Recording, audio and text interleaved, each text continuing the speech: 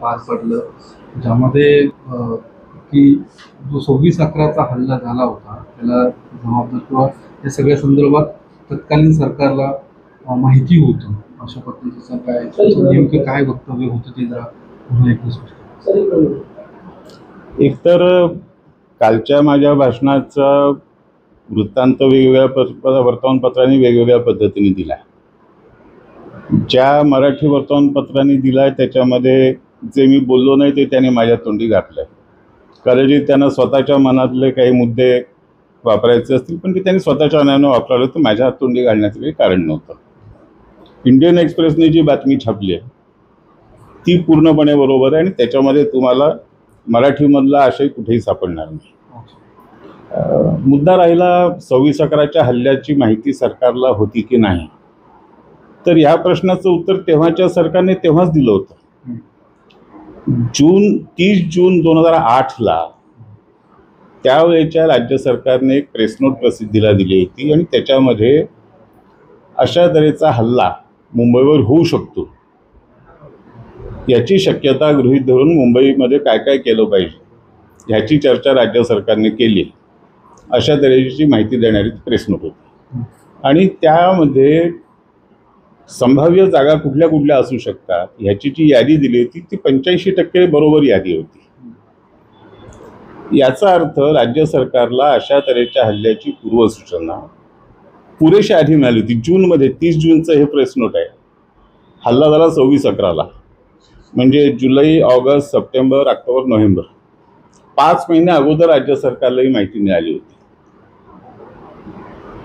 असं असताना तो हल्ला रोखता का नाही आला? त्याची जबाबदारी कुणाची आहे? मग ह्या अपयशाची जबाबदारी कुणाची?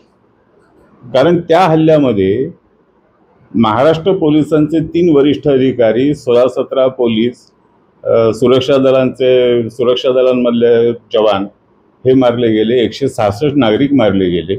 म्हणजे हा काही सामान्य हल्ला नव्हता. आणि माहिती असून राज्य सरकारला तो का रोखता आला नाही हा प्रश्न मी तेव्हाही विचारला होता, मध्यंतरीच्या काळातही पुन्हा पुन्हा विचारला आणि आता त्या प्रश्नाला पुन्हा महत्त्व अशासाठी आलं की तहवर राणाला भारतात आणल्यानंतर या सगळ्या प्रश्नांची चर्चा पुन्हा सुरू झाली आणि ती स्वाभाविक आहे.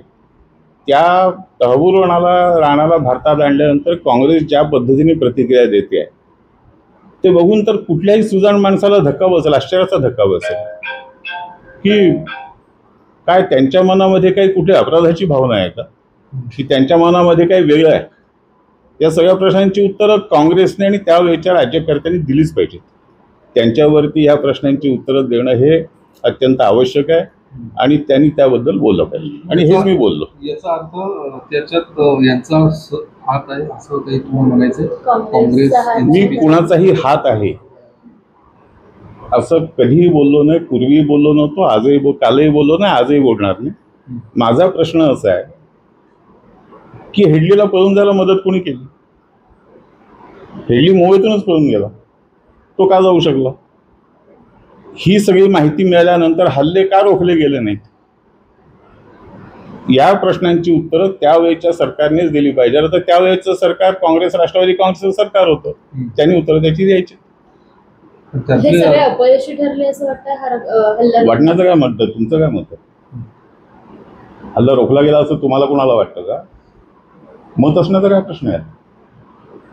पण त्यातले जे सत्ताधारी जे तुम्ही आता म्हणताय त्यातले बरेच आता तुमच्या सोबत आहेत, म्हणजे राष्ट्रवादी काँग्रेस. अजितदादांना या संदर्भात विचारणा केली असता तर म्हटलं सरकार आपलं आहे, चौकशी करावी. स्वाभाविक आहे, माझी तीच अपेक्षा आहे की आता तहवर राणाच्या संदर्भामध्ये आणि त्यातून समोर आलेल्या सगळ्या नव्या माहितीच्या संदर्भामध्ये याची चौकशी झालीच पाहिजे.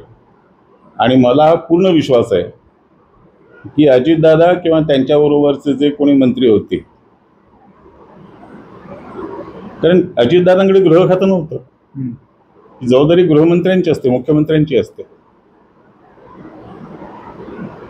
त्यामुळे ही चौकशी झालीच पाहिजे. नाही, पण तुम्ही जरी थेट म्हणत नसलात की सरकार त्यावेळी सरकारला हे सगळं माहिती होतं या हल्ल्यासंदर्भात, सरकार NCP आणि राष्ट्रवादीचं होतं, त्याचा अर्थ तोच होतो की यांना या सगळ्यांचा सहभाग होता असं अर्थ कुणी काय काढायचा हा माझा मुद्दा नाही. मी जी वस्तुस्थिती आहे तीच लोकांसमोर ठेवतो, तेव्हाही ठेवत होतो, आजही ठेवतो. अच्छा. आणि त्याच्याबद्दल वस्तुस्थितीबद्दल वाद कशासाठी, म्हणजे काय असू शकतो. ओके.